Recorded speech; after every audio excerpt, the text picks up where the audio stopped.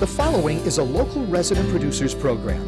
The program content is the sole responsibility of the producer and does not necessarily reflect the views or policies of CATV2, Oshkosh Community Access Television, the City of Oshkosh, the Oshkosh Cable Television Advisory Commission, or Time Warner Cable.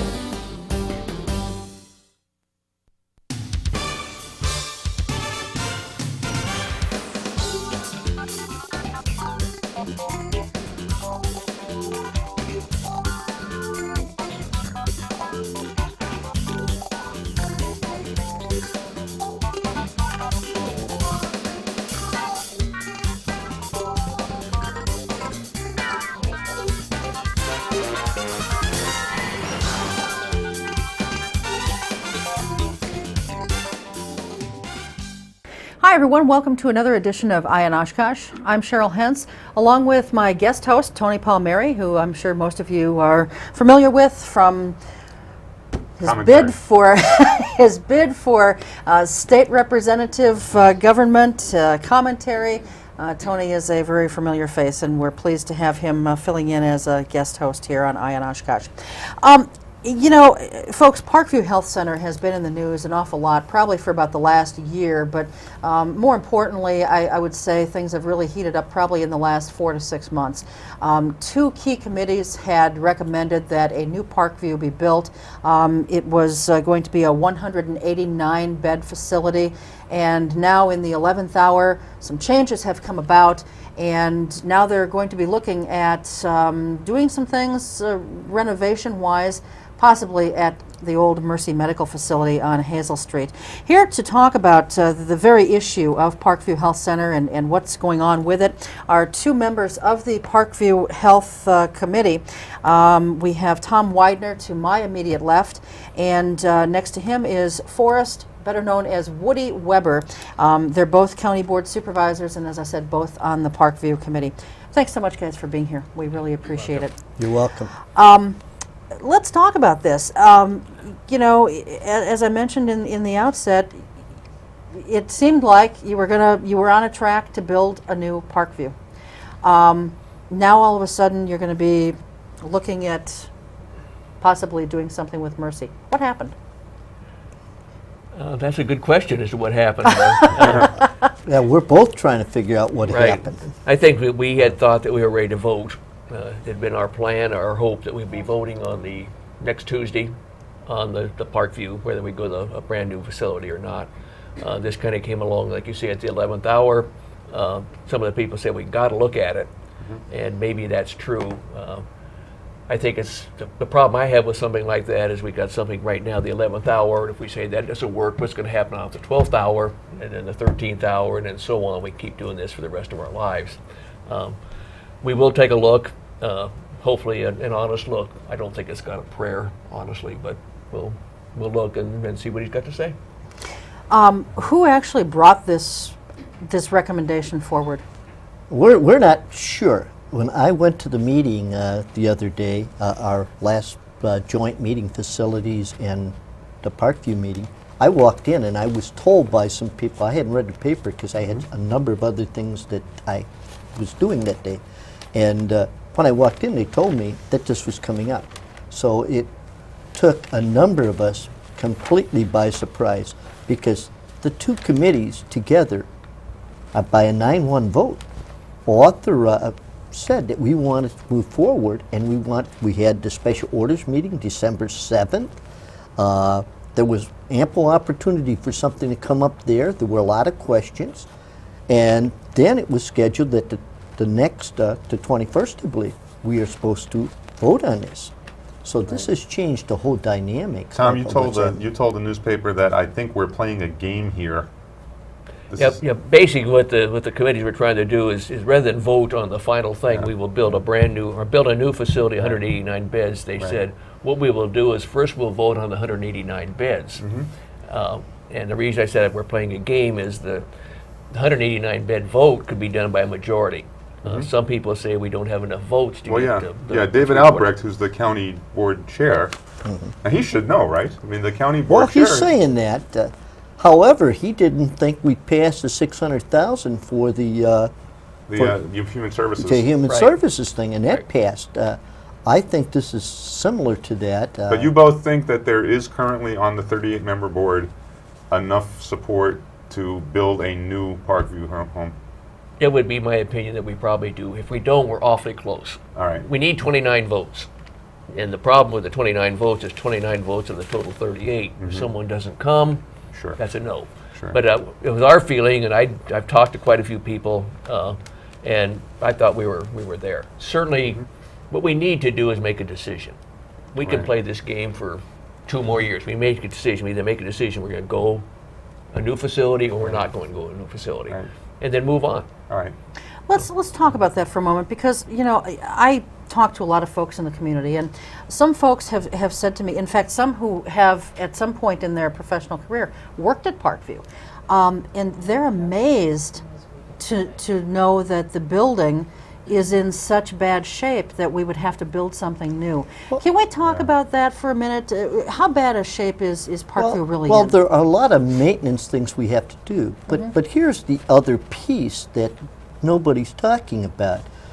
The way Parkview is configured, there are times when we have empty beds. For instance, we have guys who might want to be placed at Parkview, but the way it's configured, if a woman's bed is empty, we can't use that because the rooms that the women's have, there are 2 in a room. So 4 women share 1 bathroom. So if that bed's empty and a fella comes along and needs a bed, he can't be placed there. He has to wait till a fella is vacating a bed. So that's one of the problems when we have vacant beds. That creates some problems for Parkview's management as far as funds. And there have been times when we've had 4 or 5 vacant beds, and we've had 4 or 5 guys waiting for a bed. So this new facility will help that situation. How would it County change, had- Woody? Well, how would Outagamie County went to all private bathrooms. Okay. Outagamie County reduced their facility from 256 to 204. And they're not having any problems filling those beds. Okay. They have 204 beds. But the big thing for them is when somebody vacates a bed, if it's a man or a woman, they can place them in that bed Doesn't right matter. away. It doesn't matter. So that's one of the issues. And the renovating, you're looking at $20 million. I told you last time, we renovated the City Hall of Menasha. His city, Nino, also did that, and they spent more money. We had 27 change orders for a very small type of remodeling, but there were 27 change orders because we kept finding things that we didn't realize. And Menasha City Hall is like the Pavilion. It's a 1960 vintage building. Nina's building, it was a 1970 building. It's more like, it's more like, it isn't even like Pleasant Acres. Both buildings are more like Pleasant Acres because the Pavilion was built in 1950.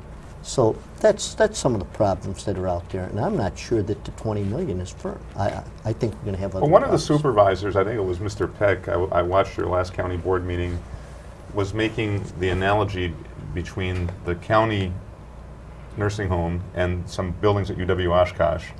Right. That why at UW-Oshkosh we renovated a science building, and if we built a new one, it would have cost a tremendous amount of more money to build a new building. Why with this building is it so less expensive to build new? That doesn't make sense to a lot of people. Well, actually, in most cases, you probably got a unique situation there at the university. In most cases, if you're going to remodel versus renovate, and there's always a question as to what does that mean, it's cheaper to build new. You know, we pretty much, you talk to most architects, they will say that if you're going to do a major renovation or a remodeling job. At the University of Wisconsin, you're talking about a dormitory. You know, so you're talking about you can empty the place, you can renovate, everyone's gone. We can't do that at Parkview. We've got a full set of beds right now, so if we go in there and start to renovate, to remodel or whatever, what are we going to do with the people? Okay. You know, we can't pick them all up and say, we're going to go to the Holiday Inn for the next 6 months or the next 3 years, and we're talking a tremendous number. There are old buildings. What we've done and what county has done, what the city does, you just say, I got to save some money, so what do you give up on? Maintenance. Right. You ask the maintenance guy, can you get by another year? Sure, I can get by another year. Sooner or later, it catches up with you. We had a situation at Parkview here when I first came on the board in which the roofs hadn't been repaired in years. And we were leaking. So we came along, we had to replace the roofs. Same thing's happening. The windows need to be replaced. We've got situations where the sewer lines are breaking. We've had to replace the electrical service. It's just an old building. Okay. It has nothing to do with the care. The care at Parkview is tremendous. I mean, we do a tremendous job at Parkview. But there's a little bit, the other thing you get into is you're saying, okay, if we're going to do something, let's do something that's better for the people. Let's go into more of a home atmosphere like they have it out in Gambia County, as they have at Manitowoc, they had in Jefferson County, in which the people live in a community. You might have 11 to 13 people in a community. They've got their own place to eat. They've got their own place to make snacks. They can get together and meet together in a nice room as opposed to. So we're looking at both the fact that it's only going to cost us a little bit more money to build new and build right than to go back in and fix what we have. If we fix what we have, all we're doing is exactly what we got. We're still sharing bathrooms which are not ADA approved. In the pavilion, we got maybe anywhere from 4 to 6 people to go into a bathroom, which aren't big enough for wheelchairs. So we got a tremendous situation. It's the life of the people. If we build new, we're gonna downsize, correct? That is correct. So Yes. how many beds do we have now? Well, technically, with the IMF unit, we would have had 239. We took those 19 out. The state required us to drop that unit. What the state is willing to do is pay us for those beds. So the more we drag our feet, we have money on the table. That's what I meant the other All day. right, so Money is sitting on the table. They will pay us for those 19 beds once that IMF unit is gone. And What is they'll be IMF? gone. What does that stand for? Well, It's ICR, ICF, Intermediate Care Facility Mentally Retarded, ICFMR. yeah. And that's primarily for developmentally delayed people. Right. And so what the state has said, and I agree with that, is that those people, most of those people, can live better in the community than they can live in an All right. institution. But we're not just cutting those 19.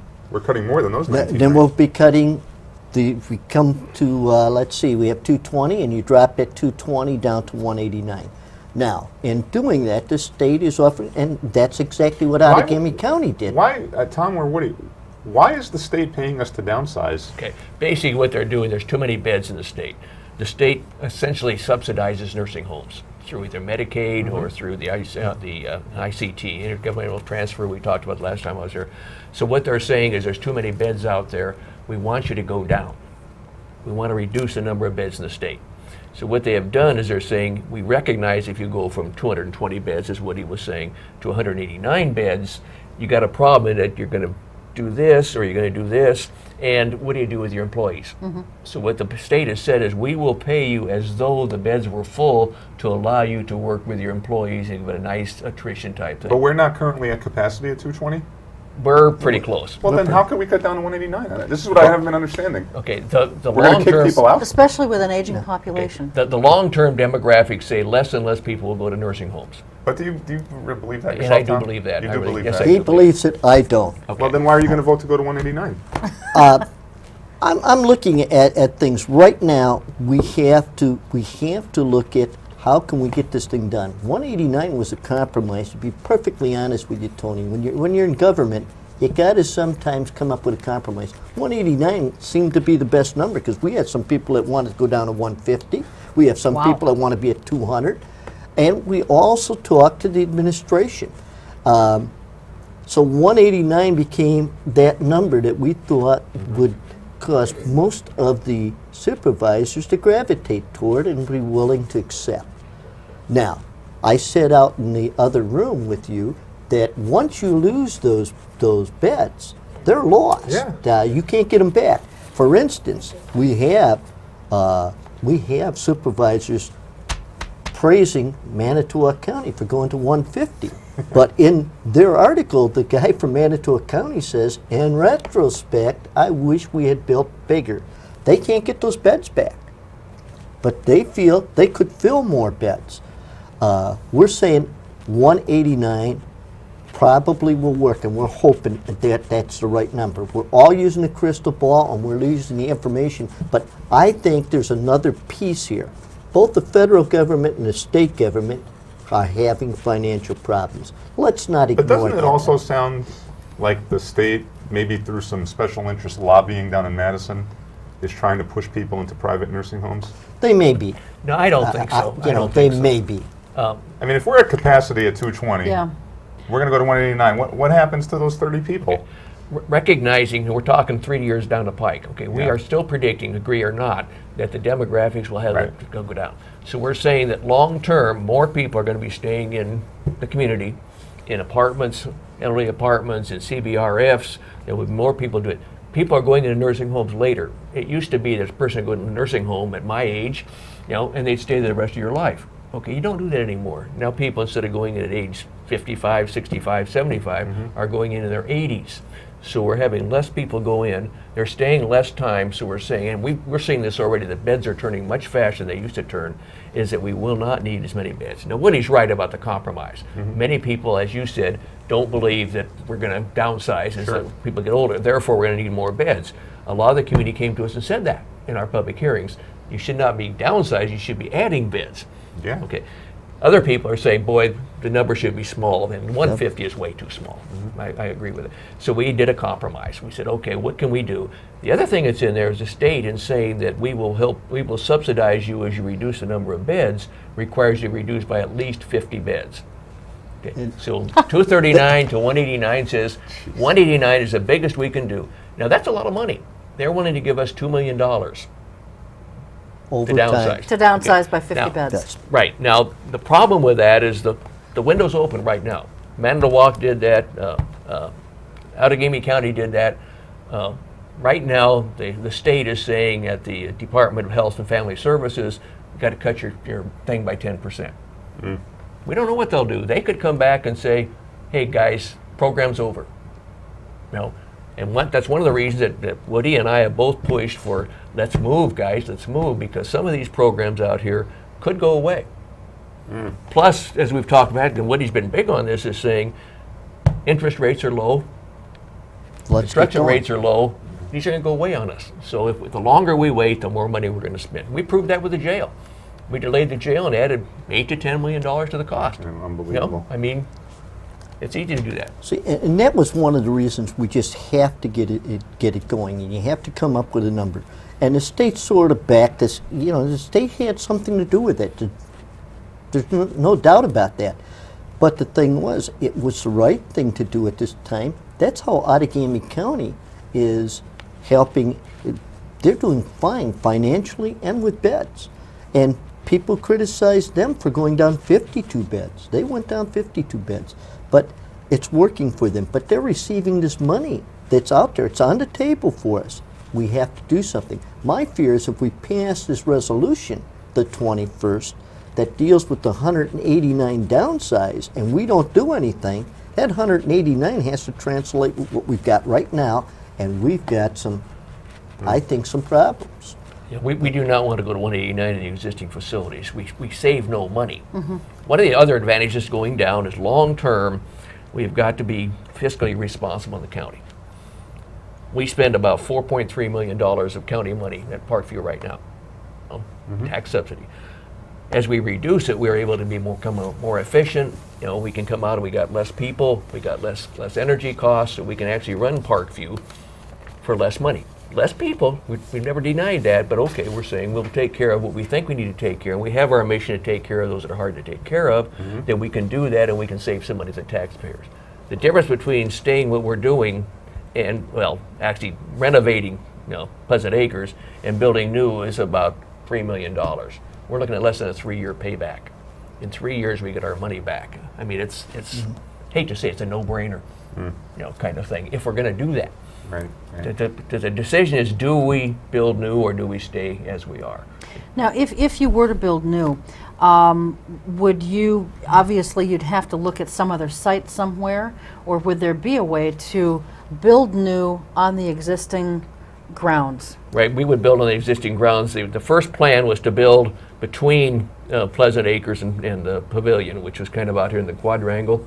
Now we're looking at building back on the backside of Pleasant Acres, over towards where the park is, the county park, as being a possibility. Okay. But whichever way we go, we probably build right on our own site.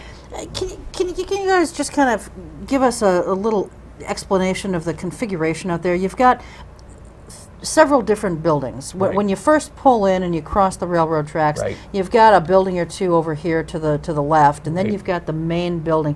Can you just tell us what those buildings are and what is done there, what purpose they serve? Okay, the one on your left that you mentioned, that's what we call the pavilion. Okay. And that's where we take the people that need the most help. Okay. And they go to the pavilion. And there are beds in there too? Oh, yes. Okay. They're, all right. they're roughly equal. Okay. Say 110 in each one, 115 in each one.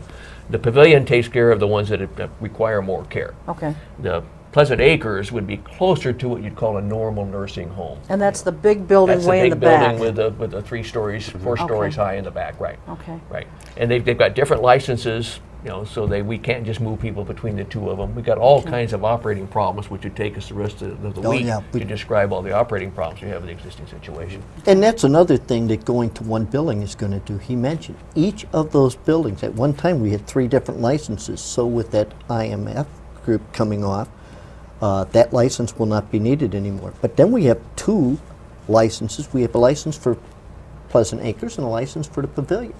By coming into one, we'll only need 1 license too, and that's another cost to people.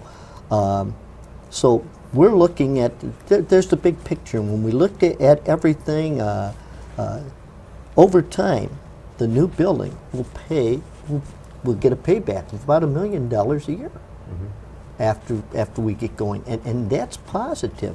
And the other thing, when we look at the total or the percent of levy, 2004, Chuck indicated that the levy would be about 6.4% of the county's levy is for Parkview.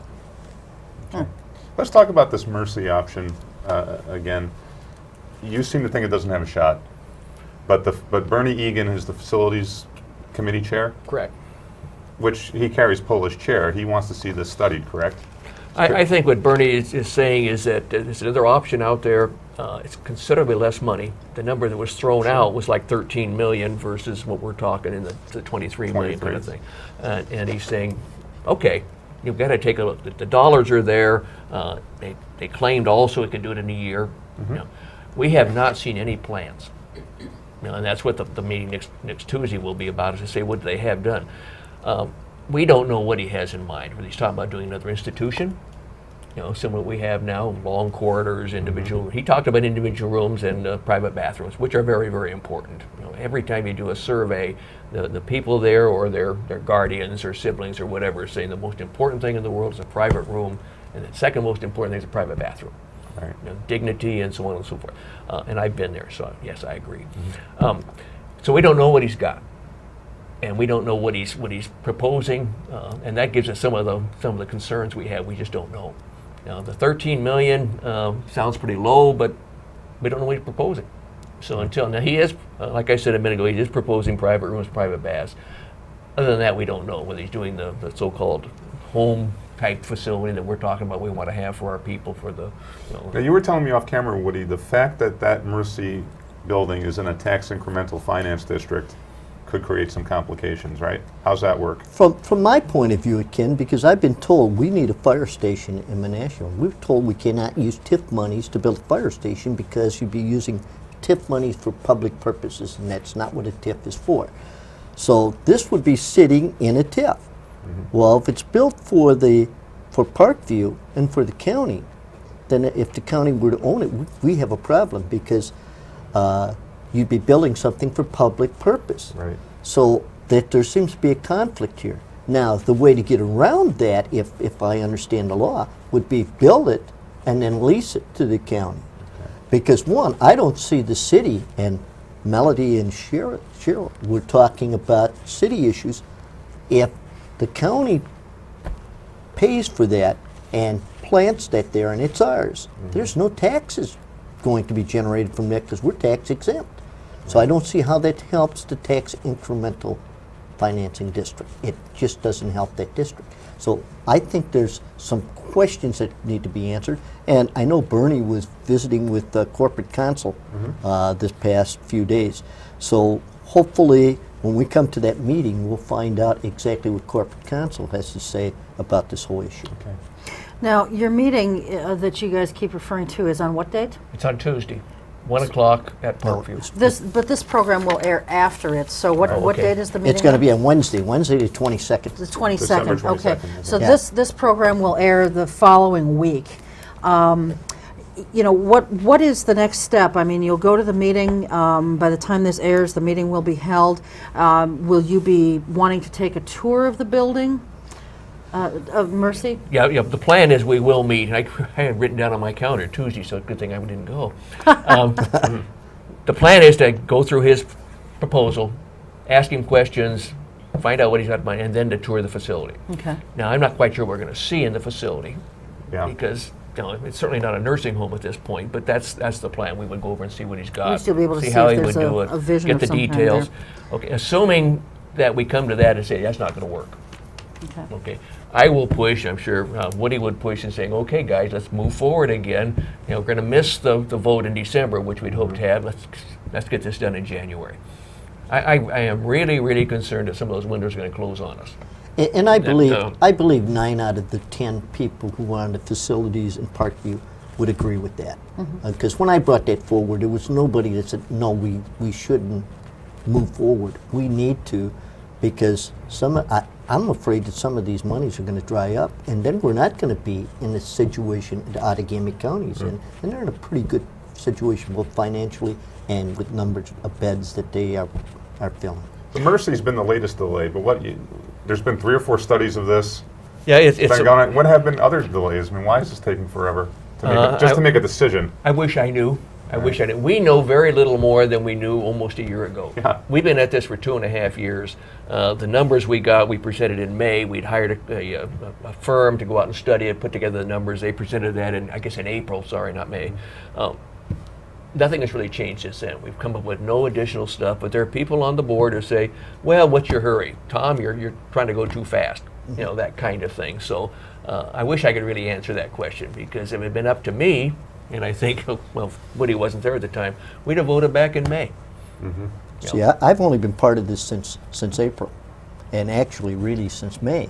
And I'm frustrated already, and I haven't even been on this committee very long, and I'm frustrated with some of the things that are happening. But again, if we're going to access some of those funds that the state has got out, that the state has out there for us, we need to do it before that money disappears, and then we don't get anything. It And would that's my disappear, fear. Woody, because of why? Because the end of the year is coming, or They because- changing their mind, looking at, Yeah. I don't want to get in the next budget cycle Yeah. for the state of Wisconsin. I think that's going to be a mess. And so I think we have to be very careful that we don't drag things on so that we're back there and they're looking for things to cut. And this would be one of the things they could easily cut. Okay. We're just about out of time for this first segment. Woody, I know you've got a function you have to go to. Are there any closing thoughts that you want to give on Parkview? And then we're going to take a short break and we'll just chat with Tom about other county Just the issues. things I said before. I hope we can get this thing back on square one where it belongs. And I hope that this isn't an organized, it isn't an organized way to sort of halt Parkview. I was annoyed with the caption in the Northwestern that said Parkview halted. A lot of us get annoyed with And the Northwestern. that wasn't the case. You'll get So- used to it. Well, Woody, I'm thank having a you. hard time with that. Thank you. Thank you Woody. very much. We're going to take a short break, and why don't you just leave your mic on for a second, and we'll take a short break. We'll come right back, and we'll chat with Tom about some other county issues. We'll be right back. We just escaped. I escaped by foot. And run across the border. I couldn't practice my religion. I was put to work in forced labor camps. If I stay in Cambodia, I would have been dead by now. If you think differently, then you're an enemy. If you know how to read and write, you're dead. You speak your mind, you're dead. The only way to express what I wanted to do was to get out. I got to the country when I was about 14 years old. I was 20. I was 24. I came here with nothing. No money, no English. America stood for freedom, it stands for freedom, and that's what all my generation, young generation, wanted to be there. For the first time, I felt like I have a right to be on this earth.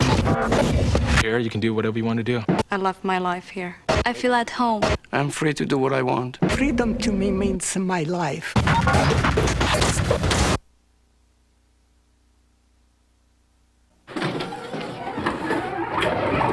How you doing? Hi. Hi.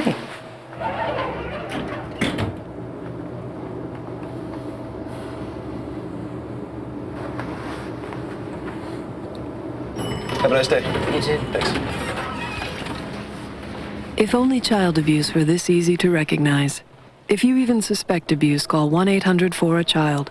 All calls are anonymous and confidential. Trust your instincts.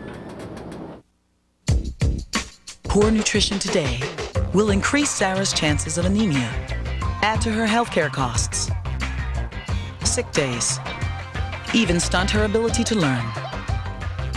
And the thing is, Sarah's not even born yet. Get proper nutrition before it's too late. Call or visit WIC. WIC provides nutrition information, healthcare referrals, even food. Your child has you, and you have WIC.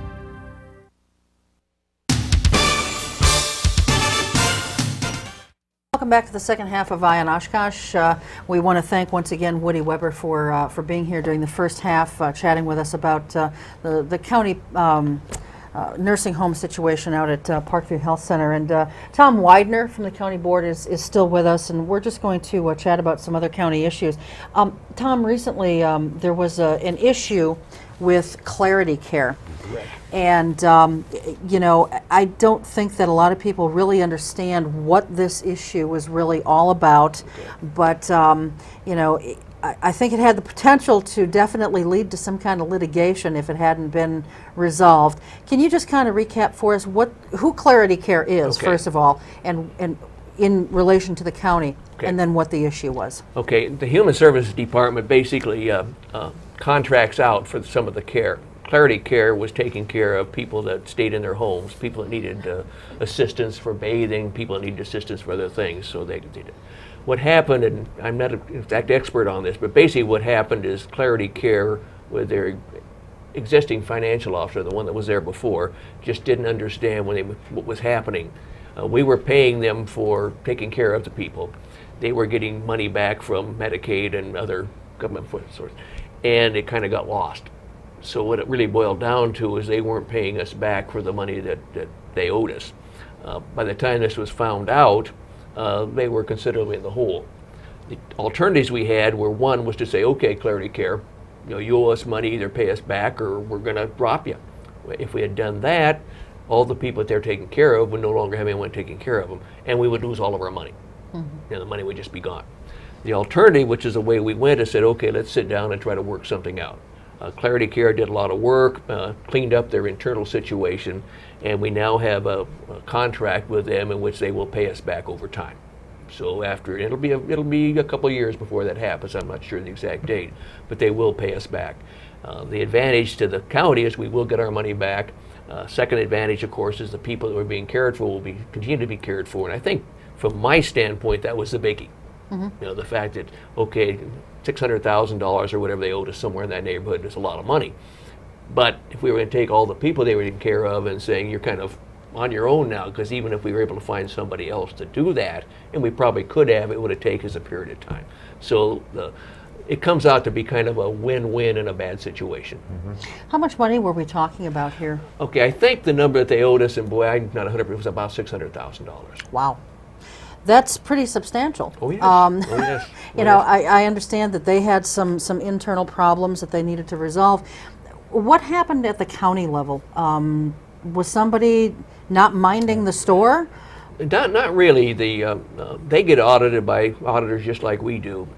We don't really get in and look at people's books. You know, we sign a contract with people and saying, okay, this is what you're going to do. We'll pay you so much to do this. And you know, unless we find something comes along and saying that, gee, that's not happening, and we'd be most concerned about the care out there. Right. There may have been some things out there, but it wasn't really the county's responsibility to have to audit them and say where they, as one of the editorials I think in the local paper talked about. But I was not really intimately involved in that, so what I'm saying is kind of what I got on the periphery. Sure. Yes, Clarity Care made some mistakes. There's no question about it. They've kind of cleaned house. A good portion of the people who were there at the top management are no longer there. They've had to lay off some people, which is bad. The good thing is a lot of people are sticking with them. They're saying, okay, we do see the light at the end of the tunnel, and it's probably not a train coming. Right. And so they're sticking with Clarity Care, and hopefully it'll work out. Okay. The risk for the county is that we are continuing to go downhill a little bit in what they owe us. So it's one of these situations, you owe us this much, you're going to owe this much before you start taking it down.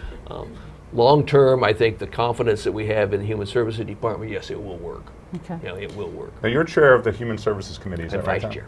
Vice chair of the Human Services Committee. Right. That committee recently asked for $600,000 to assist developmentally disabled and elderly people in basically a stay-at-home program. Correct. County Executive Van de Heye vetoed that. That's correct. Using specious arguments about how the state should do it. It was embarrassing. And then the county board, I think to its credit, overrode the veto. That is correct. However, I think many people who wanted you to override the veto, myself included, thought that there would be people coming off a waiting list. But in fact, that's not true, right? That is correct.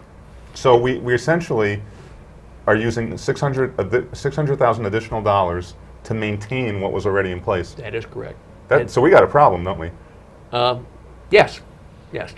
And I was directly involved in trying to get this done. What happened is that we were told at the human service level that we should, keep the tax levy zero, impact the tax rate. The administrator, Mark Quam, did that. He came back with a program and said, okay, we'll do that. What that would require us to do is if we didn't have the $600,000, we would not be able to replace people on the waiting list that came off. Because people are coming off the waiting list all the time. They're passing away, they're moving, they're going into a nursing home and so forth. And the way he was planning to do this, to save the money, was that he wouldn't replace those people. So assuming that his forecast was correct through time, we would be $600,000 into the good. Okay. The board did not buy that. The Human Services Board did not buy that. We said we will put the $600,000 back in the budget, which we did in the Human Services budget. Well, the Human Services budget does go to the executive, and she took the $600,000 back out. Right. Okay. So then we went back and we put in an amendment to the budget to put the $600,000 back in, which was passed, 17-16. And then she vetoed it. And then she vetoed it. Now the problem with a veto is we were required to have two-thirds vote, which means we had to have 26 votes. We were told it wouldn't happen. Similar as we talked about in the first session about Parkview, it wouldn't happen. Several things happened. I think some people spoke well to it. Yes. I was happy what I said. I was happy what some other people said. Having the ARC people coming in and talk had a major impact. Your group coming in and talking had to help. When you're as close as we were, anyone coming in that changed one person's mind was enough. So basically what we're doing with the $600,000 is we will be able to maintain the number of people we're presently serving, which means that people coming off the service will be replaced off the waiting list, but it's going to be a minuscule amount. But how many people are on the waiting list? On the waiting list, about 414 right now. Wow. Now, for those who are unaware, Tom, what were some of the reasons that Jane Van de Heye gave for pulling that money in the first place? Okay, I think Jane was trying to keep the tax rate down, and $600,000 is 6 or 7 cents on the tax rate. And I have to say that's why she was doing it, because I'm not. Right. My feeling is okay. We are still short of the cap that we have. We should take care of the people in our county. Yeah. Yeah. And the people that said the state should do it, okay, it'd be nice to have the state say it, but they're not going to do that. No. And so if we're going to take care of the people in our county, we're going to have to do it. Now the 414 people, we're talking $4 or $5 million to take care of them. That's a lot of money. And the waiting list will never go to zero. Other people become eligible. Everyone on the waiting list is eligible. They're checked out, from a financial standpoint, from a need standpoint. So there's nobody on that list that would go away because they're financially okay. For us to all take them all off, and that was some of the arguments. Some of the people said, well, the problem's too big for us. It'll never go away. Well, that's true. It'll never go away. We repair the highway every year. Right. And that is going to continue every year. We're going to continue to do that. We don't not do that.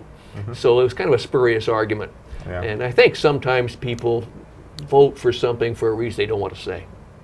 So you'll hard behind the state should do it. It's too big a problem. We need to address that long term. Long term, we need to say, are we going to, as a county, take care of the people? And as I said that night, which you probably heard, there were 2 counties near us that have no waiting list. Fond du Lac County has no waiting list. They're a family care county. Okay, that's a different situation, and so they have no waiting list. There's some other costs involved. It's not free. Calumet County, however, is just like us. And they had a situation in which they had a person that needed just a small amount of help.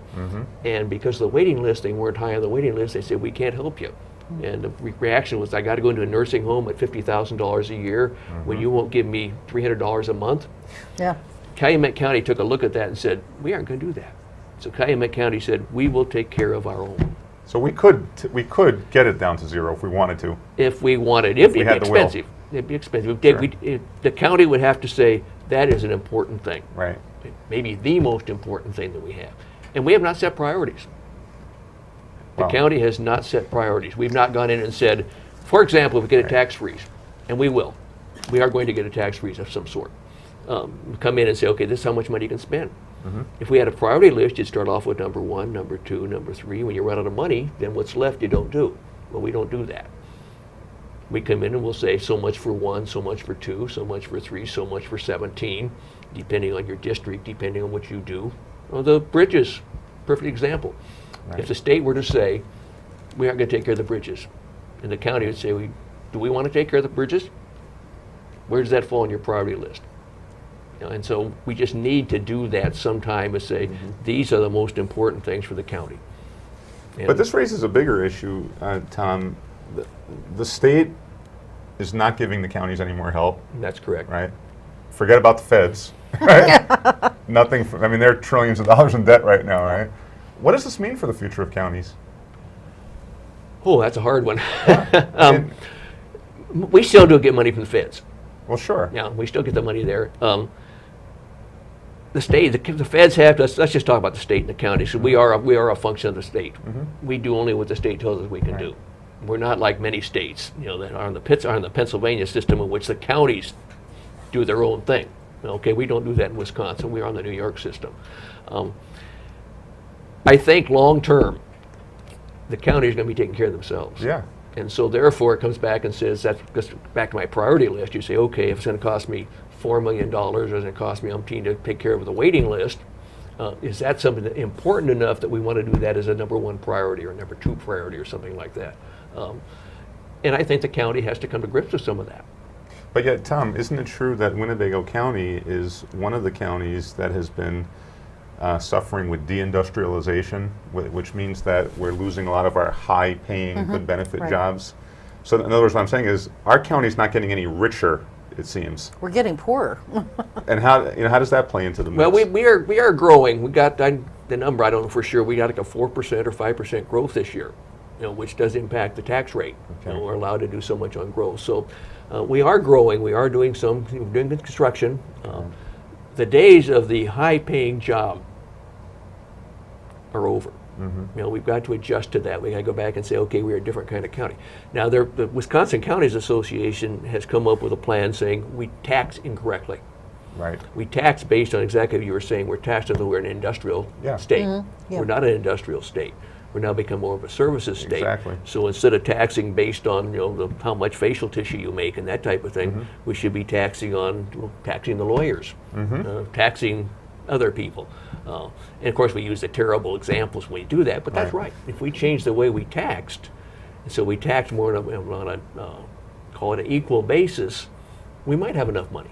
In fact, the study they did said we could go from a 5% down to like a 3.5% sales tax and still come out ahead. I don't know if that's correct or not, but the theory is certainly correct. Right. That if we taxed everything as opposed to just taxing certain things, then we could probably do better. The big buzzword over the last 3 or 4 years has been consolidation. Right. Has a lot of this been smoke and mirrors, or have you really seen some good consolidation? Is that a realistic solution to some of these problems? And what do you mean by consolidation, I guess? Tony? Multiple counties doing things Oh, together, okay. right? Like well, I can't remember the recycling. Okay. Right? Okay. In a matter of fact, one of the things when we were talking about that, we were talking about let's reduce things. I said, we got 72 counties. Do we need 72 counties? Yeah, that's the point. Do we need to have 72 county boards we only got 7 or 8 executives, but do you need to have 7 or 8 executives, or could we have some combinations of taking some of the bigger counties and combine with some of the smaller ones, or vice versa? Washera County to the west of us has got 25,000 people. Right. Would we be better off? Would they be better off? Would they be better off if we were combined? It's the old argument of the rural versus the cities. Yep. Exactly. Now all of a sudden, okay, with Washera County as my example, would say, oh yeah, great. Now I'm paying taxes to you guys to take care of Oshkosh and Right. Menasha. So, but yeah, I think there's some things that could be done there. Where you come back and they talked about consolidating police departments, fire departments, which they did in Neenah Menasha. Yep. We've got a thing before the Wisconsin Counties Association now talking about doing away with police departments, and then the sheriffs take care of it. The county, well, okay, is that a better deal? I don't know, but it certainly should be looked at. Right. Where we say, okay, we had a lot of duplication. Wisconsin, one of the very few states that has counties and Yes. cities and villages and townships. Do we need all those? Nah, we don't. Right. Now, if I was in a township and you came along and said, we're going to do away with you, I'd be, Right. Exactly. So- Good, Cheryl. What about, I want to shift gears here a little bit and talk about, I will finish up one thing Okay. on the, the 600,000 before I forget, and I almost did. I think that Jane Vandehei, as county executive, probably has a tremendous job trying to put together a budget. But it was interesting to me that she chose to yank $600,000 to save 6 or 7 cents on a person's tax bill, when this is a woman who has worked in the health field as a nurse before she became coroner. It just seems like there could have been other areas where she could have made some substantial cuts. Shifting gears to the airport. We lost our airport director about a year ago, was it? A little less than a year ago? At least a year ago, yeah. His assistant had sort of picked up the slack. What's happening there with that situation? Is the county still actively looking for a director, or is she going to be it? Okay, to my knowledge, we're not actively looking for someone.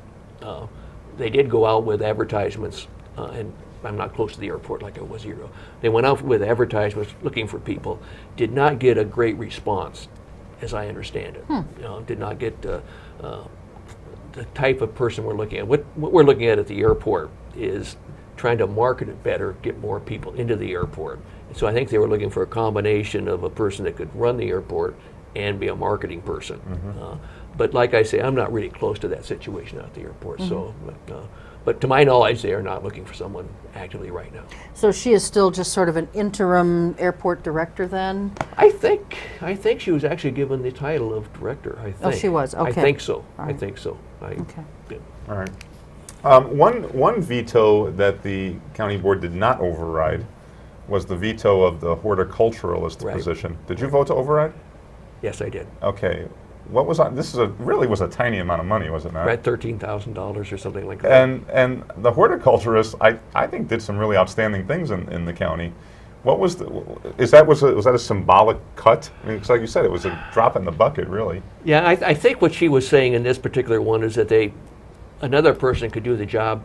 Yeah. And to save that money. It wasn't the case. I'm going to save that. I threw the $13,000. I think it was. Maybe it was more than that. I don't think that was her. I think she was saying we can do that without having that person there. Now, I sat there in that, and I had agreed to, and decided I'm going to vote to override. I'm trying to get people to override the next one. Yeah. But I think when the people came, a lot of people came. Oh, I think the big mistake that they made was, and I'm sitting there listening to it, is they never told us why we need the horticulturist. They told us all the stuff they did. Neat stuff, the master gardeners and stuff. They talked about. They went through great detail of all the projects they'd done. I'm sitting there thinking, yeah, okay. They never really said why we need the horticulturist to support us. Now, did that change any votes? I don't know. To predict the votes of the county board's an interesting situation. Yeah, very. But I would have overridden that also. All right. What about this issue of charging fees at the parks? That's created For the soccer teams, or? Yeah, well. Because that was going to be one of my questions. Well, go ahead. Why don't you lead it? Yeah, you know, a lot of people, as I said earlier, approach me and talk about different things, mostly about city issues. But in the last probably week or so, I've had like 5 or 6 people approach me about the fees that are going to be imposed for soccer players at the county park. Okay. And these folks are wild about this. And, you know, I don't have kids who play soccer. I didn't play soccer when I was a kid. But can you, first of all, are you in favor of those fees? I am in favor of fees. Okay. There's been some studies done, and I don't remember the percentage. It says something like, and I'll just throw a percentage out, if less than 18% of the people use something, it should be supported by fees. Because what you're saying in a situation like the soccer fields is you said you don't have anybody playing soccer. My grandkids play soccer, but okay. Is you sit back and say, what the taxpayers of Winnebago County are subsidizing the soccer fields for the benefit of some people. Okay. Now, the county subsidizes just about everything, you know, so you can't. Sure. But take exactly the way of West Trail. We've got a debate about that with fees. I think that should be a fee situation. I happen to use something like, or at least I did, ride my bicycle, hike and stuff. Fine, I'm doing that. I should pay a fee for that. You know, so I believe in fees. You know, I believe in boat fees. The bridge thing situation could be okay. You want to use the riverways and got a bridge, we should charge fees for that. But just play devil's advocate, Tom. You've got people like Cheryl and I who don't have kids playing soccer. But don't Cheryl and I have an interest in other kids being active? I would hope so. So then, why then? It's not just then for the benefit of those kids and their parents, right? It's for the benefit of everybody that those kids are playing soccer. Okay. So wouldn't that be a good argument then to not It charge could be a fees? good argument. It's a situation of when you get down to the nitty gritty, we only got so much money. And we're Yeah. going to be in that situation. You come down and say, I've got we got $155 million budget this year. Okay, let's say that's frozen at $155 million. 3 years from now, $155 isn't going to do it. Okay, so then you got to make some decisions. Say, okay, I can cut services or I can charge fees. And my position would be charge fees. Some people argue that a fee is the same as a tax. Right. I disagree with that. A tax you pay. You don't have a choice. You get your tax bill, short of going to jail, you write your check and you pay your tax. If you got a fee to use the West Trail, you got a fee to use your boat, you got a, we license boats with those are fees. You don't have to do that. You can make a choice in saying, okay, my budget's kind of tight this year. I'm not going to be able to afford to do this. I can't go to buy the pack tickets this year. I can't do this. You know, the fee is the same thing. You have a choice. And if we had ample money, if we weren't up against the fact that we are going to get frozen at some point, then you say, yeah, okay, I agree to have the kids out there. Better they're on soccer fields than out stealing hubcaps. Right. You know? Right. Exactly. You know, so, but you got to make some choices. Yeah. And maybe the soccer fields are a bad example, but there are some places in fees where I think, hey, no question about it. Right. Well, one of the arguments that at least a couple of the parents had made to me is that, you know, they seem to be of the opinion that the fee is going to go to strictly cover the cost of mowing the lawn, and they said, well, the lawn has to be mowed anyway. You know, but it was my understanding that the lawn has to be mowed a special way for the soccer fields. Is that true, or? I can't answer that. I don't know. My guess would be yes, they would. I mean, we can, to maintain the county park, which of course you can come back and say we aren't going to maintain the county park. But to maintain the county park, we don't have to mow the lawn too often. Right. You know, but if I'm going to have a soccer field out there or a softball field or something like that, yes, I do have to take more care of it. They're talking now about having a Frisbee golf course in the county park behind Parkview. Okay, minimum maintenance, but some maintenance. You're going to have to do some things. We have to mow the fairways. Unless we come in and say, okay, you guys don't want to play, pay for that. Oh, now we're back to the fee. It's like you go out and play golf at the golf course. You pay a fee to pay at the golf course. It's a city-owned golf course. You could take the argument of, hey, we're keeping people off the streets, let's let them play golf. Right. But we don't do that. And I agree. I think fees are a way to go. Okay. Let's, Tom, talk about county politics for a minute. 2005, we're going to have a county executive election. Right. Does a county executive election have any bearing at all on the county board? Does any incumbent county executive change his or her behavior during an election season? Do you get the sense that things are done for political reasons? I think that anybody that runs for office does things for political reasons. No. My feeling on the race is that the county board per se should stay out of it. Should stay out of it. Should stay out of it. Shouldn't make any no county supervisors. That would be my feeling. Now that's not going to happen. You think people will make endorsements? Sure, I think that'll happen. I think the best thing to do is to stay out of it. Why? Well, because if you're trying to elect the county executive is kind of a counter to the county board. Okay, and if you're electing somebody that's going to be very, very, I'll call it under the county board's thumb, or going to work very, do things the way the county board wants to do it, you're losing a little bit of that, I think. I think there should be, it's kind of like the executive and the legislative things. That's really what you got there, the executive thing. People are going to like some people more than others. Sure. That's going to happen. Last time there were signs out supporting one person versus the other thing. I thought that was wrong. Really? I tried to stay out of it. It's hard to stay out of it. Well, yeah. So you're not going to endorse any candidate? That's not my plan. Okay. All right, sure. Well, we'll see if you're an honorable man and then you're able to stay out of it and not get dragged into it. Lost his mic. Here, we'll get you hooked back on here real quick. We're almost out of time anyway, but there we go. We are down to like about a minute and a half here. What other problems do you see facing the county in the next year or two? I think the big thing is the amount of money we have and the setting of priorities. I just think we have to sit back and say this is what we should be doing at the county level. I think we've got to say these are the most important things: public health, public safety, and you can throw into public health things like Parkview and human services and stuff like that. And I think we got to put them on the priority list of where do they fit with mowing the lawns and the parks. Where do they fit on the plowing the highways, which we do. Where do they fit? How do we do that? Because then I think we got a better chance of making some good decisions. Tom, how do priorities get set in a 38-member, nonpartisan legislature? Very difficultly. Right. Okay. Yeah, very difficult. It's not, like we don't have a priority-setting committee.